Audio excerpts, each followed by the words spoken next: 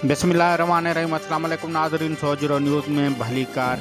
मीरपुर माथेलो में 100 news reporter Mohammad Hanif Soomro मूजिब Mirpur Mathelo DHQ अस्पताल अज गम्स अस्पताल गंबट हवाले कई वई, जैमें गम्स अस्पताल के डायरेक्टर रहीम बख्श भट्टी, कमिश्नर सखर मियाँ शफीक महसर, डिप्टी कमिश्नर घोटकी ओस्मान अब्दुल्ला और SSP घोटकी मोहम्मद अतर मुगल खुसूसी शिरकत कई।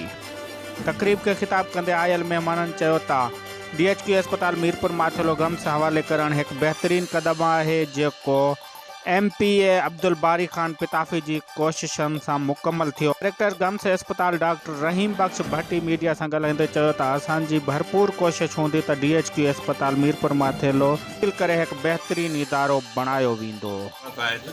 अवामी नुमाइंदो अवा असांजो नुमाइंदो अवा जी ताड़े जी गूंज में मां दवा कया तो सदा सही अची कण ख्याल जा थोरो सपोर्ट करणो पवंदो। मीरपुर मार्केट ये सब फैसिलिटी